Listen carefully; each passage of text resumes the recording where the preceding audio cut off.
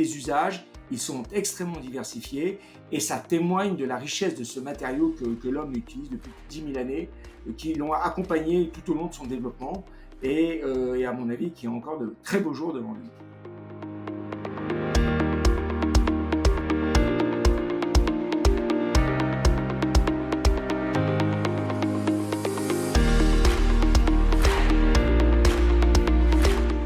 L'usage le plus fréquent que les gens imaginent du verre, c'est vraiment le contenant. Le contenant pour les aliments, les produits de beauté, les médicaments. Ça, c'est le premier élément. La deuxième application auquel les gens vont penser, c'est forcément ce qui va les entourer chez eux, c'est l'aspect vitrage.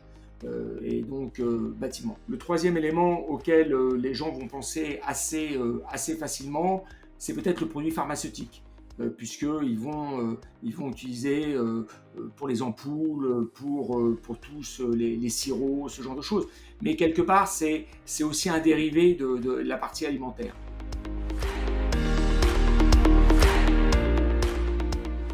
Ce au quoi vous n'allez pas du tout penser, moi je pense, ce sont la téléphonie. Qu'est-ce qu'imagine que dans la téléphonie, on peut utiliser du verre? Dans l'informatique, par exemple. On n'imagine pas du tout. Dans l'énergie, dans l'aéronautique. Et mieux encore, dans le stockage des déchets nucléaires, par exemple. Ça, c'est quelque chose que les gens n'imaginent pas. Et pourtant, c'est grâce au verre qu'on arrive à stocker aujourd'hui les déchets nucléaires.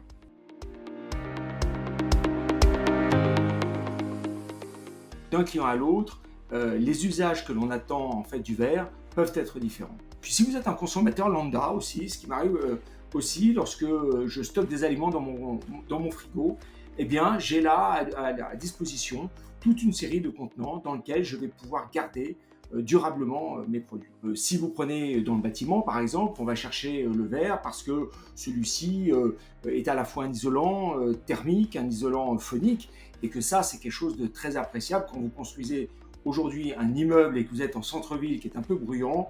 Avoir ces facultés-là, c'est quand même quelque chose de très précieux.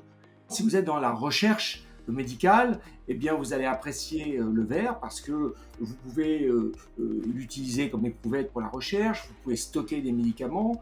Il a l'avantage d'être totalement inaltérable, donc pour un laboratoire pharmaceutique, c'est la garantie de pouvoir avoir un produit qui reste efficace et pendant une durée longue.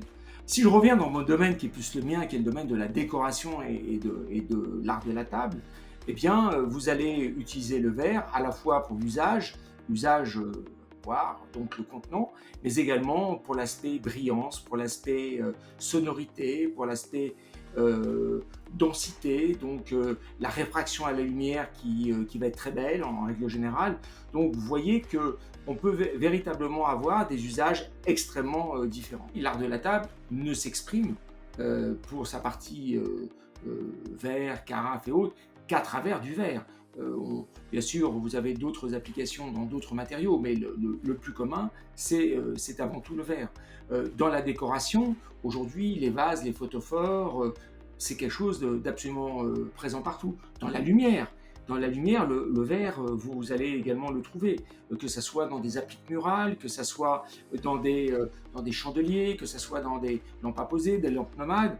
Pour nous, c'est un élément très important dans le domaine de la décoration.